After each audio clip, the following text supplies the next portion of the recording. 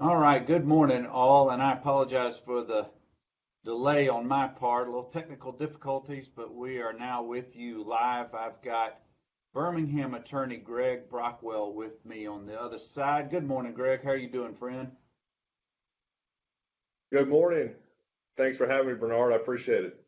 Absolutely. Well, we're going to get talking in just a minute about the new CARES Act and SBA and other funding help for small businesses, and that's part of what Greg does. But before we jump into that part, Greg, tell us a little bit about yourself and your firm before we jump into all this. Sure, Bernard. My name's Greg Brockwell. I'm a lawyer here in Birmingham. I have a small law firm called Brockwell Smith. I have one partner, Jay Smith. We have an associate named Alan Sorrell, and most of our practice involves working with local businesses and business owners. So we help them with anything you could imagine, from litigation to handling transactions to employment matters. Basically, anything a business might need legally, that's what we do. And so right now, in these crazy times, we're facing a lot of questions about what seems like the daily changes in some of the laws, some of which are affecting day-to-day decisions, and also now with the CARES Act potentially creating some opportunities. And so I've already been on the phone with some clients this morning talking about that and whether they may want to pursue some of the relief that exists under that. Well, it certainly is an unsettling time for all of us, and business owners are certainly part of that unsettling times. And I'm so glad you've got a few minutes to share with us some of your expertise so we can get the word out to people. Before we get into the specifics about what may be available for various business owners, give us a broad stroke, if you will, Greg, about what new laws were just put into place. What's it called? Who's it supposed to benefit, and those types of things? Yeah. So if we go back a couple of weeks, there were changes with paid family leave, paid sick leave. We've put out some information on that and some fact sheets for employers to consider if they have an employee who can't work or can't work remotely because of virus-related issues. So that was it initially in some of the earlier legislation, but now what we're dealing with as of Friday, so just one business day ago, is the CARES Act. And I wrote down what that actually is an acronym for. It's the Coronavirus Aid, Relief, and Economic Security Act, the CARES Act. And the thing I want to talk about today, because I think it's going to be most interesting to folks, whether they own a small business, which is any business of 500 or less employees, or a nonprofit, if it's a charitable nonprofit, or if they're a gig worker, an Uber driver, you name it, a solo or a sole practitioner, self-employed. This applies across the board to those folks. And that's what's called the Paycheck Protection Act, or what it's also called the Keeping American Workers Paid and Employed Act. And essentially what's happened with the CARES Act on Friday, I will say it's a long and complicated bill. It's 335 pages, and it covers a lot of stuff. But the part that I'm talking about, it is intended to incentivize employers to keep people on the payroll and keep them paid while we're dealing with the worst of this crisis. And the way that it does that is that it allows employers, business owners, and again, could be as simple as an Uber driver or a barber, that sort of thing, to apply for a forgivable loan. So, and here's how that differs. When we hear the word loan, we think about having to pay something back, and we think about having to give collateral or maybe a personal guarantee. None of that applies here if the loan is used for the purpose that it's supposed to be used for. So the way that the loan amount is calculated is that you take your previous 12 months of payroll and payroll cost. So that's not just wages. It includes things like tips. It could include group health and other benefits. It could include vacation and sick pay and those sorts of things. It can include retirement. But so you have to lump all of those sort of benefits into your calculation of pay. But you look back for 12 months and you figure out what is your average monthly payroll cost for that time. And you take that amount times 2.5. So multiply that times 2.5, and that is your maximum loan amount up to a cap of $10 million. And I don't know a lot of small businesses that are going to have reach that $10 million cap, but if you do, good for you, I guess. But if you apply for that, and I'll talk more about how I think the application process is going to work, you can get a loan of 2.5 times your monthly payroll costs. If you use that for allowable expenses, which are paying your payroll costs, paying your rent, paying mortgage interest if you have a business mortgage, then you can apply for forgiveness of the loan, meaning that the loan is wiped away and you owe nothing. So even though this is called a loan, if it's handled properly, it's really more of a grant from the government to small businesses, which could be significant. I think about let's just say a business has a payroll of $30,000 a month. Well, you're talking about 2 times that plus another half.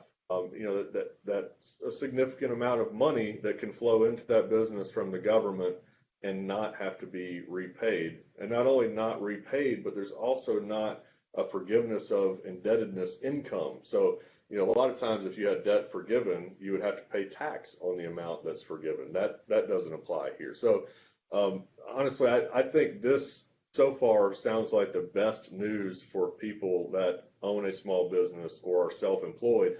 But beyond that, it's good news for the employees that work in those businesses, because to qualify for this, it requires the business to keep those people employed, to keep them on the payroll and paid, or else they're not going to qualify for the loan. So that's where the incentive to keep people on the payroll, keep them working, keep them employed, and hopefully it will work as it's intended. So, I'm a business owner. I have my own law firm, as I've talked about. We're probably going to look at this. I've talked with a number of clients already yesterday and today about it. I talked with our banker at Service First, which is a great local business bank. They're planning to be making these loans. So it really should be a good thing. Greg, when it was just signed into law, the ink's probably still wet. When can you start the process? That's a great question, Bernard, because I'm not sure anybody knows that answer with any exactness. I will say this. I've watched a sort of podcast or video cast segment with somebody who truly is an SBA expert and is a banking executive that was just this weekend. And his projection was about 2 weeks. So these, a normal SBA or the disaster SBA loans that have been in the works for a couple of weeks, those are administered through the SBA, and now their application process is up and running on the SBA website. And we can talk a little bit about that, which is a different program. This one, these forgivable payroll or paycheck protection loans, are going to be administered through banks. And right now, again, the ink's still wet. We're in uncharted waters. We don't even have a list of which banks are going to participate in that. But the expert says probably about 2 weeks before this is really going to be live and functioning and working. So I think that's a fair estimate. I would encourage anybody who's interested in this program to go ahead and this week contact your banker. I'm sure if you own a business, you have some banking relationship there where you make your deposits and those sorts of things, and see are they going to participate. And if not, then I'm hoping as the days go by, we'll start to see a list of participating lenders come out from the SBA, and people can start finding who they want to work with to get one of these loans.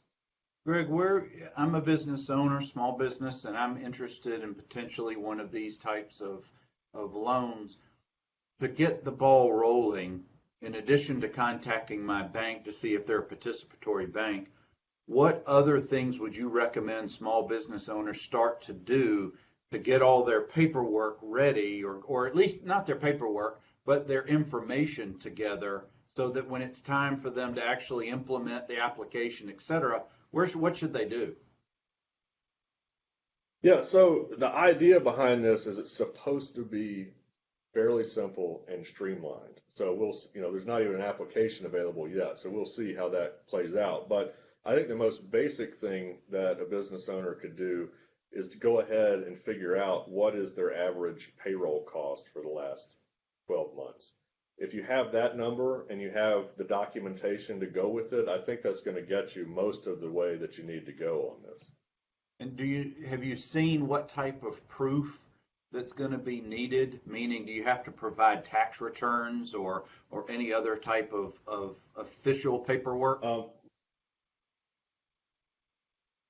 I've not seen that yet. And I'll tell you this: when I talked with my banker yesterday, and he was very, very nice to chat with me a little bit on a Sunday. He said they were hoping to start getting some guidance at the banks as soon as today. Now that may be too optimistic of a hope, but Sure. There's right now all we really have is the text of the law, and we don't have any true guidance from the SBA or from the banks yet as to what it's going to look like. But here's what I think. I think if you have your payroll documentation, so if you're a business owner and you run your regular payroll through a payroll company, if you have those reports for the last 12 months, then I imagine that's going to get you most of the way there. With all of this being so very, very new to even the experts in the industry, I'm sure as the weeks and months unfold coming up, a lot of that information that everyone is desperately wanting right now will be more readily available as we may have to revisit our conversation in a few weeks when you learn even more about the process. Yeah, well, I think so. I think we'll all learn a lot. I think about as lawyers, Bernard, most of the time we're dealing in precedent that has been around, That's statutes right. that have been around for decades or even 100 years, court cases that have interpreted every little nuance of those. And here we just have a brand new law that nobody's even dealt with yet. So we'll have to see how it plays out. But if it works as it's intended, then it's going to provide a good help for a lot of small businesses and the employees of those businesses over the next couple of months. So I think it will be a good thing. And I will say there are some, I don't mean to interrupt you, but there are a couple of other things that we ought to talk about as well, because they may be of interest too. Okay, well, I want to welcome everybody. We've got a bunch of folks watching us, including Michelle Wade, my dad, Clint Mountain over in Tuscaloosa, and several others. Thank you, guys. We're talking with Greg Brockwell here, Brockwell and Smith Law Firm in Birmingham. We're talking SBA and other funding helps for small businesses, including the brand new CARES Act. Now, Greg, how can folks get in touch with you? I'm going to put your website link in the comments section here, but how can people reach out to you if they've got questions? Yeah, so the easiest way to get me, because it'll reach me anywhere I am, is my email. It's Greg, it's Greg, @brockwellsmith.com. So send me an email, and happy to answer questions. We've been talking a lot in fact, we've been putting out information we call virus law over the last couple of weeks. So happy to talk with anybody that has any questions or needs any help. All right, we were going to kind of pivot away from the CARES Act a little bit and talk about potentially other sources or other type of funding for small businesses. So I didn't mean to interrupt you, but I wanted to reset and reintroduce for folks who've just joined us. But go ahead, Greg. Tell us what else we got. Thanks, Bernard. Well, let me say this. First things first. Today is my son's birthday. George is turning 11 today, so I've got to give a shout out to George. Happy Shout out to birthday. I know George. it's a Happy strange birthday. one. So a couple other interesting things, I think, and this may be the most interesting really, is for existing SBA borrowers. So if you're a business that already has an SBA loan in place, and if that loan is in good standing, I don't think this would apply if it's not in good standing, but the government is going to automatically defer and pay your payments for the next 6 months. So that's something I just learned this morning, and it is kind of embedded in this CARES Act. So if you let's say you're paying the SBA $2,000 a month, and that's going to be a burden for you for the next 6 months. That not only will that be deferred, but it's actually going to be covered and paid by the government. So that I think that's going to be a huge deal for existing borrowers. And then the other thing I think is important in this area is that I mentioned earlier that there have been these disaster relief loans available. They've been available for a couple of weeks in most states, including Alabama. I've not walked through that application process. That's something that that the SBA is administering, and I think if anybody needs help with an application, an accountant is going to be the most likely help. There's some calculations that have to be done related to your losses or projected losses related to all this. So, but I say that to get to this point. There is a component of that which is a $10,000 emergency grant or emergency loan that can be obtained by people that are applying for that. So we're kind of expecting that application process for the bigger loan is going to be a longer, more complicated process. But in the meantime, people can get a grant or a short-term loan of $10,000, which is supposed to be forgivable as well. So that may be, not a tremendous source of help, but some source of help while people are applying for other forms of relief. So if you have anybody has any questions about that, look, the SBA website has nothing so far about the paycheck forgiveness or forgivable paycheck loans, but they do have information up, including an online application for the disaster relief loans, including those $10,000 grants. Greg, what's your experience with that type of grants or loans? What's the turnaround time historically been? I realize that we were in uncharted waters right now, particularly with the CARES Act, but historically, what's the experience been? I don't know if I could give you a good answer on that, because as far as I know, this is the first time that you've had such a widespread, you're talking about a nationwide launch triggered by a virus or pandemic. Previous times when somebody could apply for a disaster loan, it might be because there was a hurricane in their area, a tornado in their area, and it was much more focused and narrow thing. So I don't know. I do know this, that supposedly it will be streamlined compared to normal. So, if normally there's a ton of red tape and a lot of hoops to jump through, then a lot of that's supposed to be eliminated. Application fees and those sorts of things are supposed to be eliminated. Things like personal guarantees and collateral requirements are being relaxed. And also, one thing is in the past, where if you were getting a traditional SBA loan, one of the criteria was often that you could not get lending elsewhere, and that's being waived. So it's supposed to be, they're supposed to be opening up the parameters and streamlining the process. I think until we see a wave of applicants actually get through it, nobody knows how it will actually work. Gotcha. I want to welcome Sandy, Michelle, and Andrew to the show. And if you guys have questions for Greg, throw them in the comments. We'll see if he doesn't know the answer off the top of his head, we'll send him and do a little homework and get back. But we do have one question going back to the CARES program, Greg, if you know this, I don't know if we have this. How is the CARES program max loan amount calculated? Sure. The max amount of the CARES loan, which is that, again, that what we're calling paycheck forgiveness loan, for lack of a better term, is calculated as 2.5 times the average monthly payroll cost.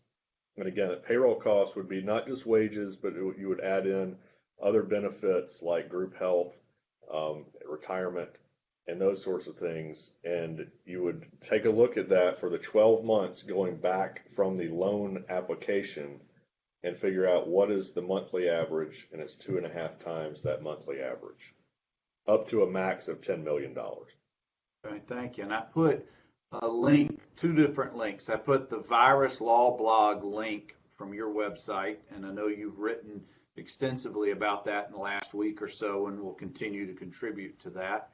I've also put the link to the SBA.gov funding programs /loans, so people can go check that out. Let's get back to what you were talking about, if there's any other types of potential small businesses funding that businesses may have access to, in addition to CARES, in addition to the one that you just mentioned. Sure. At this point, I think those are going to be the primary forms of relief. There are some other smaller things bound up in CARES.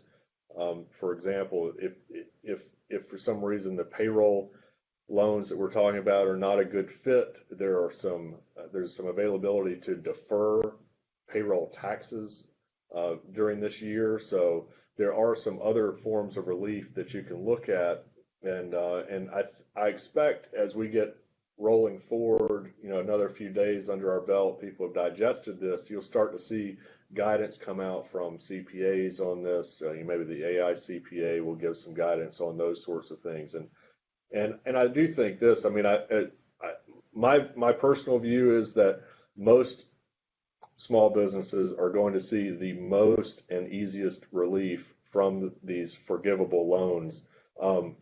But everybody's situation is different.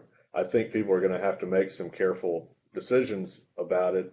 I think that, if they start looking at, is it better to do one of those forgivable loans, or is it better to look at payroll tax deferment? Is it better to look at a disaster relief loan? Is there a way to sort of complement the payroll forgivable loan with a longer term disaster relief loan? Now, I will say under those two things cannot overlap. Their purposes cannot overlap, but you can have both. So those are all things that as particular situations arise, people are going to need to consider. And when they do, they need to be able to turn to, I think, a few resources. One is, is if they're working with a banker on these things. 2, any business owner typically is going to have a relationship with a CPA. Rely on them. And 3, if you have a business lawyer, talk to your business lawyer. They should be staying up to date on these things. And if you don't, then find one that you can seek some counsel from on these things, because it's not. There are a lot of layers to these things, and it may not necessarily be an easy decision as to which direction to go.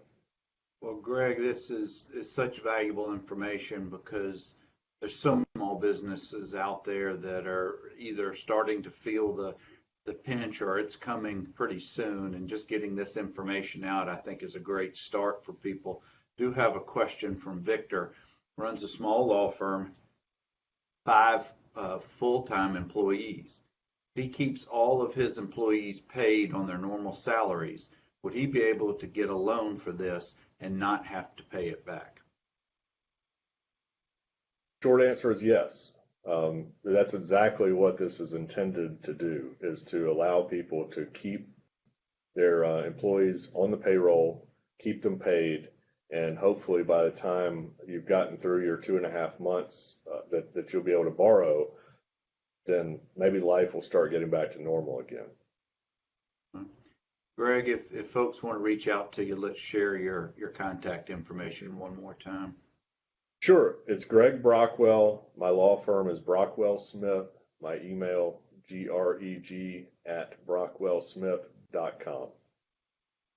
Guys, we've got Greg here. He's helping us walk through some of the small businesses, how they can get funding help either through CARES or from other programs. Now, these programs that we've been mentioning, Greg, these are all federal government-based programs, aren't they? As opposed to local or state programs. That's right. And I will say there was one fund started in Birmingham called the Birmingham Strong Fund.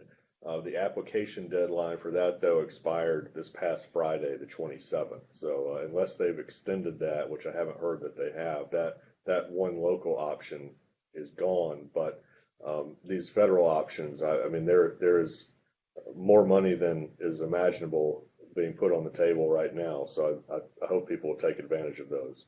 Well, that's what I was going to ask you. How would you make a decision if you're a small business owner to not participate in the CARES Act or any of these other federally funded programs? What would give you reason to pause or not do it? Well, I'll say on the disaster relief loans that were being made available, sure, the process is supposed to be more simple. Some of the requirements have been relaxed compared to a normal SBA loan, but for the most part, it's still debt. You still are taking on debt, and if that's not a good decision for your business, then you probably shouldn't do that. I think about when I first heard it being available, that sounds great and all, that you can more easily obtain an SBA loan, and it's low interest, right below 4%, and could be a long term, could be stretched out as far as 30 years. All that's pretty good compared to a normal business loan. But it only makes sense if it makes sense for your business. If all it does is create, if your business is not going to survive all this and you borrowed tens of thousands of dollars and have dug a hole for yourself that you're then going to have to figure out how to pay back, don't do it. And so I think you got to think about that. But the same analysis doesn't really apply to these forgivable paycheck protection loans, because again, if you obtain them properly, if you use them properly, which is for the permitted uses, which is paying the payroll, paying rent, a couple other things, then it is a grant, and it's hard for me to imagine why any business owner would turn that down if it's available to them. Got a couple of questions coming in for you, Greg. How should a company use their line of credit versus these loans that we're discussing?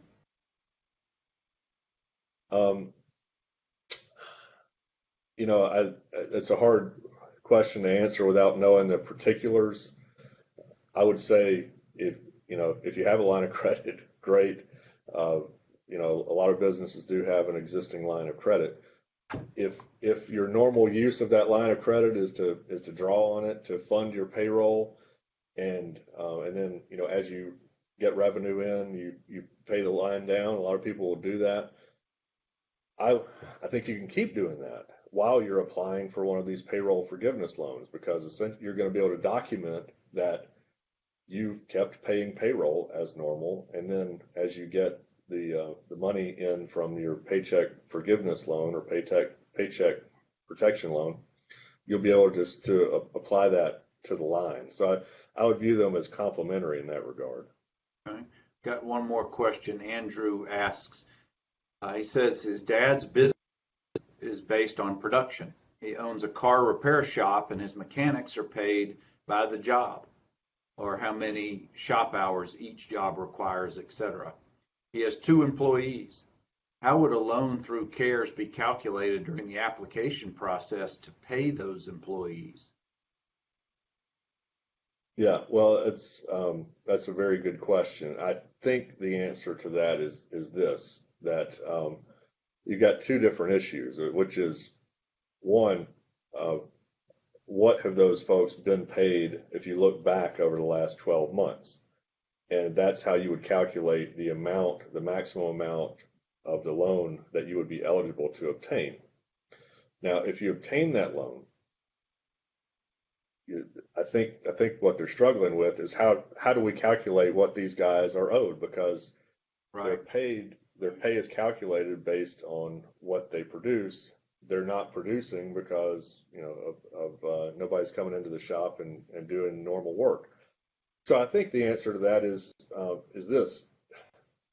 Again, these are things that have to be decided on a case by case, but you could make the decision that I'm just going to pay these guys what they make on average, even though they're not producing. That's what this is intended to do. It's intended to compensate people, provide them their normal income during a crisis where they're not really able to earn their normal income. And so, I understand one view might be, well, we're paying these guys for work that they're not doing. But that's the purpose of this, is to allow employers to get money to continue to pay employees even though nobody's working as normal. So I think that's the short answer on it. But that does lead into this point. Is people have asked me this: what if I get this loan and I don't use it to fund payroll?